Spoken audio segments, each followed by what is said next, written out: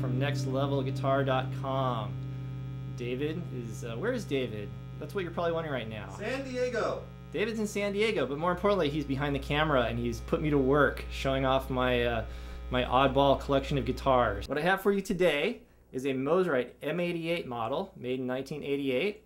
As you'll see, the body is shaped similar to a Mosrite Ventures model, which is the more popular Mosrite model, but it lacks the German carve of the body. This is just, I guess, what you call quarter rounded.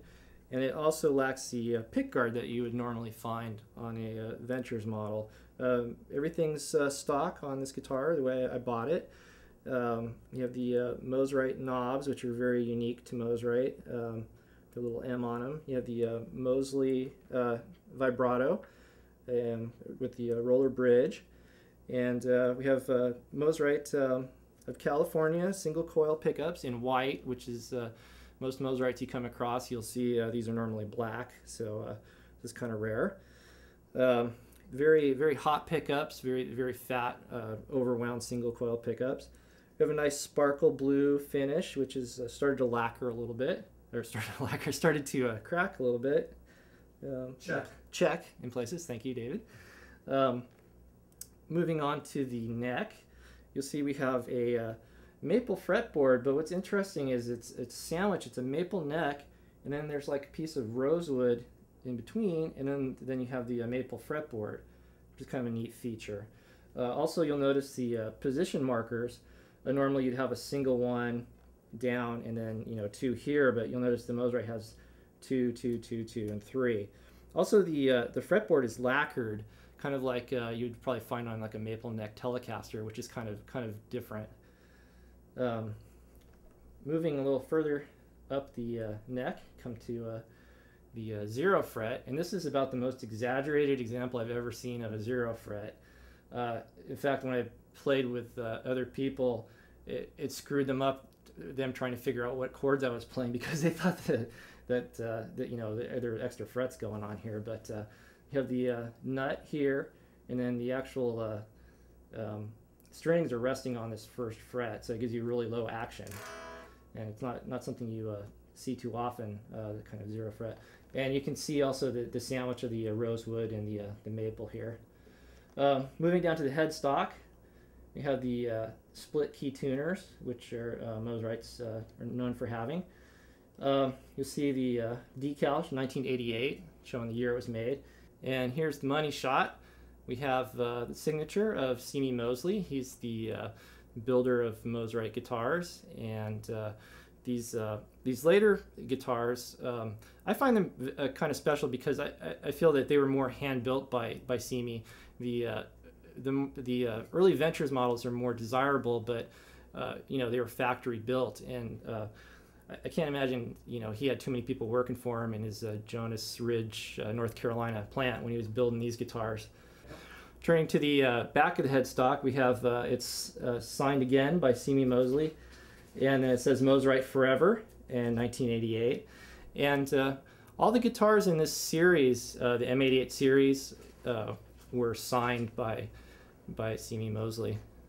Now, I bought this guitar new. I think it was probably '89 that I bought it. There was a guy in Boston that actually took out an ad in Guitar Player magazine, and he had a number of these for sale, maybe 20 or something. I think this was supposed to be a run of 100 guitars, I'd been told, but I believe only maybe 60 were actually made.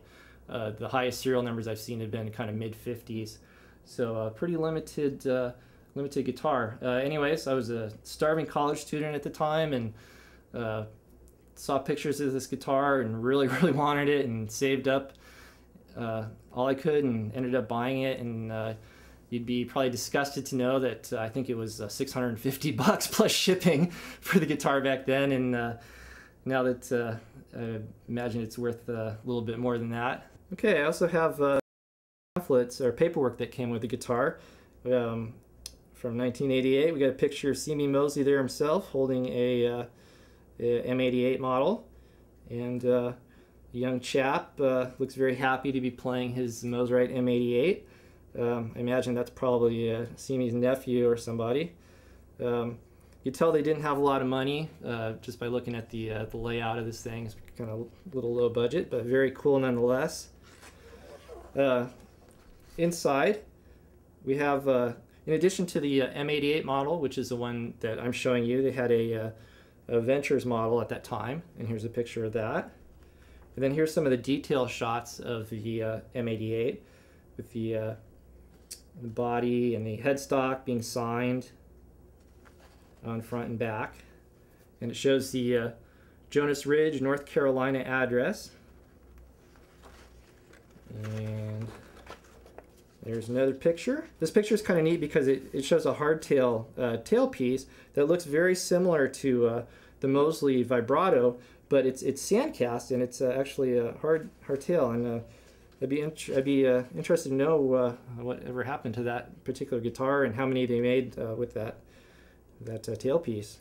I also have a color pamphlet showing a strange kind of cantaloupe colored M88, again with the white pickups and the maple fretboard, and a very happy Semie Moseley showing off his awesome Mosrites there. Go ahead. All right, now that we've gone over a little bit of the history of the guitar, I'm going to go through some of the sounds, take you through the pickups. Starting off, I'm going to play a little bit through the neck pickup here.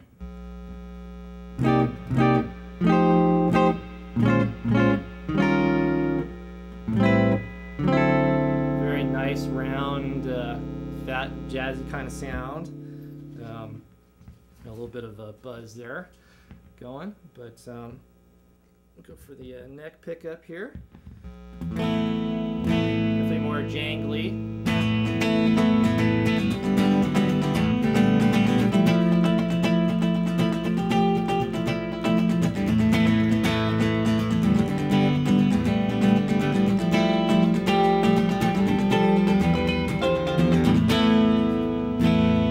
We'll check out the lead pickup. A lot more nasally.